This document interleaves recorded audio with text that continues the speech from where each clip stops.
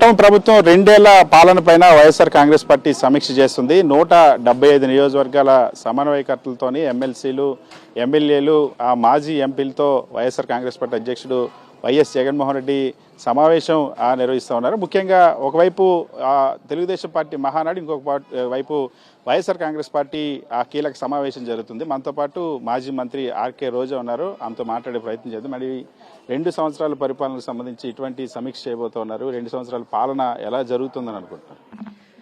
ఈరోజు ఆంధ్రప్రదేశ్లో మీరు చూస్తే ప్రభుత్వం ఉందా పోయిందా అని ఎవరికి అర్థం కావట్లేదు. ఎందుకంటే జగన్మోహన్ రెడ్డి గారు ఉన్నప్పుడు ప్రతిరోజు మంత్రుల దగ్గర నుంచి, ఎమ్మెల్యేల దగ్గర నుంచి, ఎంపీల వరకు ప్రజలకు ఏం అవసరం అని తెలుసుకొని వాళ్ళకి చేసే కార్యక్రమం చేస్తున్నాం.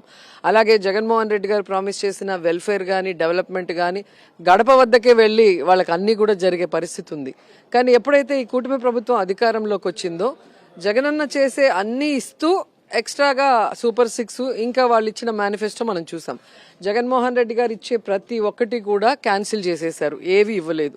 వాళ్ళు చెప్పిన సూపర్ 6 కూడా సూపర్ ఫ్లాప్. మీటింగ్లో గొప్పగా చెప్పుకుంటున్నారు తప్ప రండి గడప గడపకి 2 ఏళ్లు పూర్తయినప్పుడు జగన్మోహన్ రెడ్డి గారు అధికారంలో ఉన్నప్పుడు గడప గడపకు వెళ్ళి మేము ఇది చెప్పాము, ఇది చేశామని చెప్పి మనం క్వశ్చనీర్తో వెళ్ళాము. వాళ్ళ దగ్గర టిక్కులు పెట్టి సైన్ పెట్టించుకున్నాం. మీరు ఏం చెప్పారు, మీరు ఏం చేశారో ప్రతి గడపకి వెళ్ళి టిక్కులు పెట్టించుకునే ధైర్యము దమ్ము మీకుందని నేను అడుగుతున్నా. ఎందుకంటే ఈరోజు వాళ్ళు చెప్పిన ప్రతి ఒక్కటి మోసం చేసి మళ్ళీ ఈరోజు సిగ్గు లేకుండా మహానాడు పేరు స్టేజ్కేమో శ్రీశక్తి అని పెట్టుకున్నారు. శ్రీ దగా శక్తి అని పెట్టుకోండి. ఎందుకంటే శ్రీని ఎంత దగా చేయొచ్చో అంత చేశారు మీరు. ఈరోజు శ్రీ ఆడుబిడ్డ నిధి చెప్పారు. ప్రతి ఇంట్లో 18 ఏళ్ళు దాటిన అమ్మాయికి 1500 ఇస్తామన్నారు. ఒక్కరికైనా ఇచ్చారా ఈ రాష్ట్రంలో? ఒక్కరికి కూడా ఇవ్వలేదు. అమ్మఒడి ఎంతమంది ఉంటే అంతమందికి ఇస్తామన్నారు. తీరా చూస్తే 20 లక్షల మందికి ఎగ్గొట్టారు. 2వ సంవత్సరం 13,000 ఇచ్చారు. మొదటి సంవత్సరం టోటల్గా ఎగ్గొట్టారు. అలాగే మీరు చూస్తే కనీసము హెల్త్ మినిస్టర్ ఎడ్యుకేషన్ మినిస్టర్ అని లోకేష్ గారు గొప్పగా చెప్పుకుంటారు. ఆయన వచ్చాక ఎడ్యుకేషన్ ఎంత నిర్వీర్యం చేయాలో అంత నిర్వీర్యం చేశారు. ఈరోజు చూస్తే స్కూల్స్లో, నాడు నేడు స్కూల్స్లో ఏవైతే పెండింగ్లు ఉన్నాయో వాటిని ఇంతవరకు పూర్తి చేయలేదు. అలాగే సిబిఎస్ఈ తీసేశారు, ఇంగ్లీష్ మీడియం తీసేశారు, ట్యాబ్స్ ఇవ్వటం మానేశారు. ఆఖరికి ఈరోజు విద్యా కానుకను కూడా 2వ సంవత్సరమే ఇవ్వలేమని చేతులు ఎత్తేసారంటే వీళ్ళు ఎంత చేతగాని దద్దమ్మలు అనేది స్పష్టంగా అర్థమవుతుంది. మరి ఈయనేమో ప్రెసిడెంట్ని చేసి ఈరోజు ఫస్ట్ స్పీచ్ అని చెప్పి మళ్ళీ అందరూ చూడండి అలర్ట్, నేను స్పెషల్ అనౌన్స్మెంట్ అని సిగ్గు లేకుండా చెప్తున్నారు. ఏం సాధించావు నువ్వు చెప్పండి? పేపర్లు లీక్ చేయడం తప్ప ఈరోజు నీ వల్ల ఎడ్యుకేషన్ డిపార్ట్మెంట్లో ఏం ఒరిగింది ఈ రాష్ట్రానికి చెప్పాలి? ఏమీ ఉండదు. ఇంకా చంద్రబాబు నాయుడు అయితే కళ్ళు ఆర్పకుండా ఎలా అబద్ధాలు చెప్తున్నారు మనం చూస్తున్నాం. ఆడవాళ్ళకి ఇవ్వాల్సిన అన్నిటిని కూడా మోసం చేసేశారు. ఇవాళ మహానాడు నిర్వహిస్తూ ఉన్నారు. మహానాడుకి స్త్రీ శక్తి థీమ్తో పెట్టడం కాకుండా 20 తీర్మానాలు చేస్తారంట. గొడ్డల పార్టీ నుండి విముక్తి కలిగి 2 సంవత్సరాలు అయ్యింది, ప్రజలంతా కూడా సంతోషంగా ఉన్నారని చెప్పి మహానాడులో వక్తలు చెప్తున్నారు. ఈ రోజుకి కూడా మనం గెలిచాము, అది ఎట్లో ఈవీఎంలో మ్యానిపులేట్ చేసుకున్నారో, దొంగోట్లు వేసుకున్నారో, ఏదో రకంగా వచ్చారు. వచ్చిన తర్వాత ఈ 2 సంవత్సరాల్లో మనం ఏం చేసాం, ఏం చేయలేదు, ఈ చేయని వాటిని ఎలా చెయ్యాలి, దానికి ప్లానింగ్ ఏంటి లేదు. నిద్ర లేచినప్పటి నుంచి పడుకునేంత వరకు జగన్ గారిని, వైఎస్ఆర్ కాంగ్రెస్ పార్టీలో ఉన్న నాయకుల్ని తిట్టడం తప్ప మరొకటి లేదు. ఈ రోజు కూడా అదే మహానాడని పెట్టుకోవటం, జగన్ గారిని, వైఎస్ఆర్సీపీని, మమ్మల్ని తిట్టడానికి తప్ప దేనికి పనికిరాదు. కాబట్టి ఇది మహానాడు కాదు, దగానాడు అని పెట్టుకుంటే బాగుంటుందని నాకు అనిపిస్తుంది. ఇవాళ చంద్రబాబు ఆ రాష్ట్రంలో ఉన్నటువంటి ప్రజలందరికీ కూడా ఒక పిలుపునిస్తా ఉన్నారు. రాష్ట్రం చాలా కష్టాల్లో ఉంది, జగన్మోహన్ రెడ్డి నాశనం చేసేస్తే నేను గాడిలో పెట్టాను, మీరంతా పొదుపు చేసుకోండి అని చెప్పి అంటారు. అసలు ఈ మనిషిని ఎలా భరిస్తున్నారు ఈ రాష్ట్ర ప్రజలైతే పక్క రాష్ట్రాల వాళ్ళకి అర్థం కావట్లేదు. ఇన్ని అబద్ధాలు చెప్పి అధికారంలోకి వచ్చాక ఏవి చేయని వ్యక్తిని మళ్ళీ మళ్ళీ ఎందుకు ఆ మాటలు నమ్ముతున్నారో నాకైతే అర్థం కాలేదు. కానీ ఈరోజు చంద్రబాబు నాయుడు అధికారంలో వచ్చిన ప్రతిసారి కూడా ఎన్టీఆర్ గారు తర్వాత వచ్చినప్పుడు ఎన్టీఆర్ తెచ్చిన మంచి పనులు, అభివృద్ధి అన్ని నాశనం చేశాడు. ఆ తర్వాత రాజశేఖర రెడ్డి గారు తర్వాత వచ్చిన తర్వాత రాజశేఖర రెడ్డి గారు చేసిన మంచిని, అభివృద్ధిని నాశనం చేశాడు. అలా ప్రతిసారి ఇప్పుడు జగన్ సార్ ముఖ్యమంత్రి అయిన తర్వాత వచ్చిన చంద్రబాబు నాయుడు జగన్ గారు తెచ్చిన సంక్షేమాన్ని, అభివృద్ధిని నాశనం చేస్తూ ఇంకా గాడిలో పెడుతున్నానంటాడు. గాడి తప్పించి అప్పుల బాట పట్టించి రాష్ట్రం తిరోగమనం అయింది, ముందుకు వెళ్ళట్లేదు, వెనక్కి వెళ్తుంది. ఇంకా సిగ్గు లేకుండా అబద్ధాలు చెప్పుకోవడం ఎంతవరకు కరెక్ట్ తెలియదు. ఇది కాకుండా గొడ్డలి పార్టీ అని ఇంకోటి అని మాట్లాడుతున్నారు. ఈరోజు ఆయన చనిపోయింది ఎప్పుడు? చంద్రబాబు నాయుడు అధికారంలో ఉన్నప్పుడు వివేకానంద రెడ్డి గారు చనిపోయారు. సుగాలి ప్రీతి ఎప్పుడు చనిపోయింది? చంద్రబాబు నాయుడు గారు అధికారంలో ఉన్నప్పుడు చనిపోయారు. సో ఎవరు చనిపోయినా రాజకీయ ఇది ఆయన ముఖ్యమంత్రిగా ఉన్నప్పుడే జరిగింది. ఆయన చేతగానితనం వల్ల లేదంటే ఆయన మనుషులు చేశారనేది తేలాల్సిన విషయం. వాళ్ళ మీద చేయాల్సిన దాన్ని డైవర్ట్ పాలిటిక్స్ అంటూ ప్రతిసారి మా మీద రుద్దటము, ఈరోజు అదొక్కటే మాట్లాడుకుంటూ వస్తున్నారు. నేను అంటున్నాను, మీకు సిగ్గు లేదా? మీరు అధికారంలో ఉన్నప్పుడు జరిగిన వాటికి మీరు బాధ్యత వహించాలి. ఆ రోజు ఎవరు తప్పు చేశారో మీరు ఎంక్వైరీ చేయొచ్చు, చేసిన వాళ్ళని శిక్షించవచ్చు. అధికారం ఉండి మీరు చేయకుండా జగనన్న అధికారంలోకి వచ్చిన తర్వాత జగనన్న మీద దుమ్మెత్తిపోయటం, మళ్ళీ ఈరోజు మీరు అధికారంలో వచ్చినప్పుడు మీ చేతిలో ఉంది కదా, మీరు ఎంక్వైరీ చేయండి.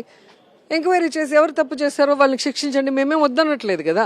కానీ డైవర్ట్ పాలిటిక్స్ ఏమంటే, మాకు పచ్చపత్రికలు ఉన్నాయి, పచ్చ ఛానల్ ఉన్నాయి, మేము అబద్ధాలు చెప్పుకుంటూ బతికేస్తాము, జనాలు అవి నమ్ముతారని చెప్పి వాళ్ళు ముందుకెళ్తున్నారు. ఈ మహానాడికి స్త్రీ శక్తి అని ఒక థీమ్ పెట్టారు.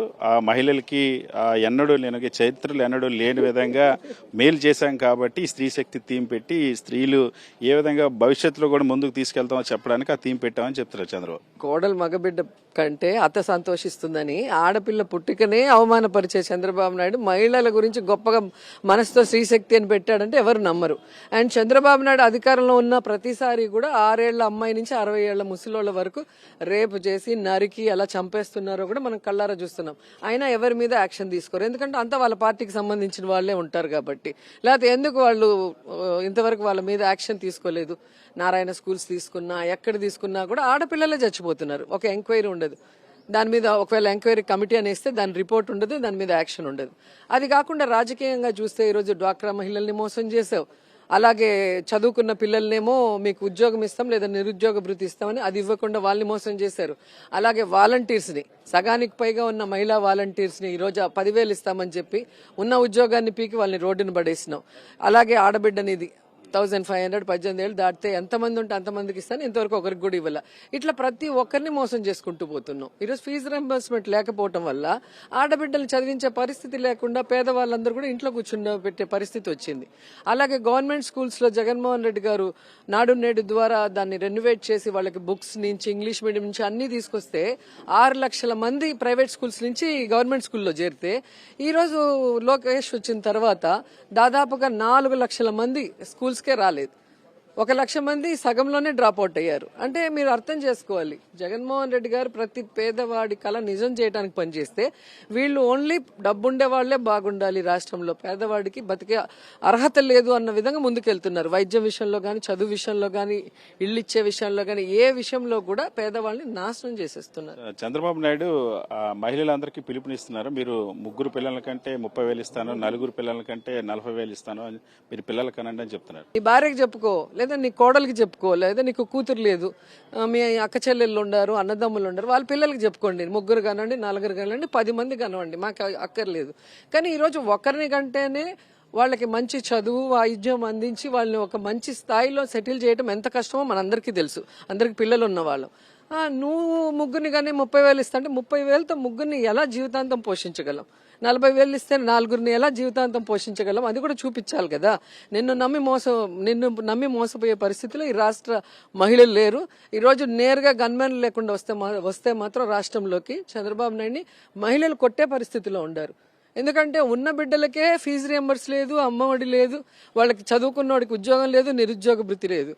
మేము ఇంకా మనుషుల్ని కానీ ఏం చేయాలని చెప్పి వాళ్ళు ఈరోజు ఆగ్రహ వయసులతో ఉన్నారు. ఆ విషయం ఆయనకు తెలియాలి. గన్మెన్లు లేకుండా ఒక్కసారి ఏదో ఒక నియోజకవర్గంలో వెళ్తే మీకు తెలుస్తుంది.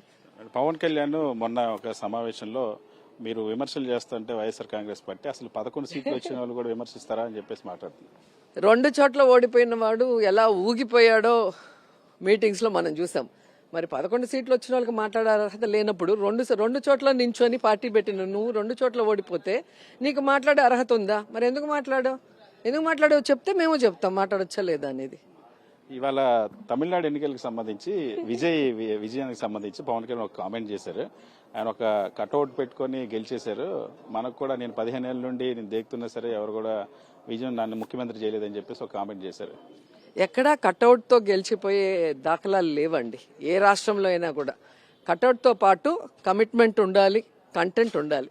సో విజయ్కి కంటెంట్, కమిట్మెంట్, కట్అవుట్ 3 ఉన్నాయి.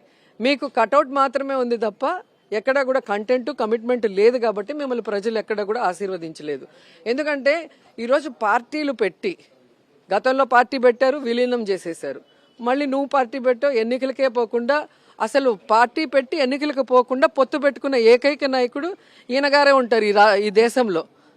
బీజేపీ కోటేయండి, టీడీపీ కోటేయండి అని మాట్లాడిన నువ్వు కూడా విజయ్తో పోల్చుకోవడం సిగ్గుచేటు. ఎందుకంటే విజయ్ మొదటి రోజు నుంచి కూడా, పార్టీ పెట్టిన రోజు నుంచి కూడా ఒకే మాట మీద నిలబడ్డాడు. మీకోసం నేను వస్తున్నాను, మీకు పని చేయడానికి వస్తున్నాను, మీ కష్టాలు దూరం చేస్తానని చెప్పాడు. ఆయన సక్సెస్ఫుల్ హీరోగా ఉంటూ బయటకు వచ్చి వాళ్ళ కోసం నిలబడ్డాడు. పొత్తుల కోసం ఎక్కడ ఎదురు చూడలేదు కాబట్టి ప్రజలు ఆయన నమ్మి సీఎం చేశారు. నువ్వు పార్టీ పెట్టిన వెంటనే పొత్తులు పొత్తులు పొత్తులు, నువ్వు కంటెస్ట్ చేయకుండా పొత్తులు పెట్టుకున్నావు. ఆ తర్వాత నువ్వు కంటెస్ట్ చేస్తే ఏ విధంగా అయిందో మనం చూసాం. ఎందుకంటే నీ మీద నమ్మకం లేదు. మీ ఇంట్లో కూడా చాలా కటౌట్లు ఉన్నాయి, మరి ఎందుకు మీరు గెలవలేకపోయారు? కాబట్టి కటౌట్ ఒకటే పనికిరాదు. కటౌట్తో పాటు కంటెంట్ ఉండాలి, కమిట్మెంట్ ఉండాలి. ఇవాళ సుగాలి ప్రీతికి సంబంధించి నిన్న మళ్ళీ జగన్మోహన్ రెడ్డి గారిని కలిసింది. గతంలో ఆ కుటుంబానికి అండగా నిలిచింది జగన్మోహన్ రెడ్డి గారి ప్రభుత్వం. తొలి కేసుగా సుగాలి ప్రీతి కేసును తీసుకుని న్యాయం చేస్తాం అన్నటువంటి పవన్ కళ్యాణ్ గాని, తర్వాత అనిత గాని, ముఖ్యమంత్రి చంద్రబాబు గాని ఇప్పుడు ఎవరు ఆమెను వదిలేశారు, అసలు పట్టించుకోవట్లేదు, ఆమె బాధపడుతుంది. ఎలా ఆమె మోసం చేస్తారు? అర్థం ఉందండి. ఎందుకంటే చంద్రబాబు నాయుడు గవర్నమెంట్ లో తన కూతుర్ని కోల్పోయిన ఆవిడ పవన్ కళ్యాణ్ని నమ్మింది. పవన్ కళ్యాణ్ చంద్రబాబు నాయుడుతో చెప్పి తనకు న్యాయం చేస్తాడేమని ఎదురు చూసింది. ఎటువంటి యాక్షన్ తీసుకోలే. తర్వాత మన గవర్నమెంట్ వచ్చిన తర్వాత జగన్మోహన్ రెడ్డి గారు పిలిపించి వాళ్ళకి చేయాల్సిన న్యాయం చేయగలిగాడు. వాళ్ళ కోసం సిబిఐకి లెటర్ పెట్టారు, ఆ కేసుని టేక్ ఓవర్ చేయమని చెప్పి. వాళ్ళ హస్బెండ్కి గవర్నమెంట్ జాబ్ ఇప్పించారు, వాళ్ళకి బ్రతకడానికి పొలాన్ని డబ్బులు కూడా ఇవ్వటం జరిగింది. తన అధికారంలో ఉన్నప్పుడు జరగని దానికి కూడా తను న్యాయం చేశాడు జగన్మోహన్ రెడ్డి గారు. కానీ జగన్మోహన్ రెడ్డి గారు న్యాయం చేయలేదు అనేసి ఊగిపోయిన పవన్ కళ్యాణ్ సుగాలి ప్రీతి కేసుని యూజ్ చేసుకుని రాజకీయంగా లబ్ధి పొంది ఈరోజు డిప్యూటీ సీఎంగా ఉన్నాడు. ఈ రోజు 2 సంవత్సరాలు అవుతున్న సుగాలి ప్రీతి వాళ్ళ అమ్మకు అపాయింట్మెంట్ ఇవ్వడు. చంద్రబాబు నాయుడుతోనో లేదా హోంమంత్రి అనితతోనో ఈ విషయం మాట్లాడి వాళ్ళకి న్యాయం చేయాలన్న ఆలోచన లేదు. ఈరోజు జగన్మోహన్ రెడ్డి గారు మళ్ళీ అపోజిషన్ లో కూడా పిలిచి వాళ్ళకి న్యాయం చేస్తాను, కేంద్రానికి మళ్ళీ లేఖ రాస్తానని చెప్పడం ఆయన నాయకత్వానికి ఉన్న గొప్ప లక్షణం. ఎందుకంటే ఓట్ల కోసమే కాదు, నాయకుడు అన్నవాడు తన దగ్గరికి ఎవరొచ్చినా సహాయం కోసం వాళ్ళకి న్యాయం చేసేలాగా ఉండాలి. కానీ పవన్ కళ్యాణ్ లాగా అధికారంలో ఉన్నప్పుడు సైలెంట్ గా ఉన్నాడు. చంద్రబాబు నాయుడు అధికారంలోనే కదా చనిపోయింది సుగాలి ప్రీతి కూతురు, ఏం మాట్లాడు. జగన్ గారు అధికారంలోకి వచ్చిన తర్వాత ఇప్పుడేదో చనిపోయినట్టు ఓవర్ యాక్షన్ చేశాడు. మళ్ళీ ఇప్పుడు అధికారంలోకి వచ్చాక మళ్ళీ సైలెంట్ అయ్యాడు. మరి ఈ రోజు స్త్రీశక్తి అని చెప్పి స్టేజ్కి పేరు పెట్టుకోవడం కాదు, ముందు సుగాలి ప్రీతికి న్యాయం చేయండి. కనీసం వాళ్ళకు కూడా న్యాయం చేయలేని వాళ్ళు మీరు ఇంకెవరికి న్యాయం చేస్తారు? ఇవాళ వైఎస్ఆర్ కాంగ్రెస్ పార్టీ 2 ఏళ్ల పరిపాలన పైన ప్రజల్లోకి ఎలా వెళ్ళబోతుంది? మీటింగ్ తర్వాత ఎలాంటి కార్యాచరణ అమలు చేయబోతుంది? ఖచ్చితంగా ఇప్పటి వరకు 2 సంవత్సరాలుగా ఈ కూటమి ప్రభుత్వం వల్ల ప్రజలు ఏవైతే కష్టాలు పడుతున్నారో, పెట్రోల్ డీజిల్ ధరలు, లోకేష్ మీరు చూసారు కదా, సెల్ఫీలు తీసుకునేసి ఏదో పెరిగిపోయినాయి ఇంకా మేము పెంచమన్నారు. ఈ రోజు ఇదే లోకేష్ గాని వాళ్ళ మంత్రులు గాని ఎమ్మెల్యేలు పెట్రోల్ బంకుల దగ్గరికి వెళ్లి ఆంధ్రప్రదేశ్లో సెల్ఫీలు తీసుకొని మేము రేట్లు తగ్గించామని చెప్పగలరా? చెప్పలేరు. దోచుకోవడమే పని. ఈరోజు అన్ని రాష్ట్రాల్లో తక్కువ రేటు ఉంది, ఎందుకు ఆంధ్రప్రదేశ్లో ఎక్కువ రేటు ఉందంటే వీళ్ళ చేతకంతనం. సో ఇవన్నీ కూడా మనము కంటిన్యూస్ గా రైతుల విషయంలో కానీ, పెట్రోల్ విషయంలో కానీ, విద్యార్థుల విషయంలో కానీ, అమ్మఒడి విషయంలో కానీ మనం ప్రజల పక్షాన నిలబడి పోరాటాలు చేస్తూనే ఉన్నాం.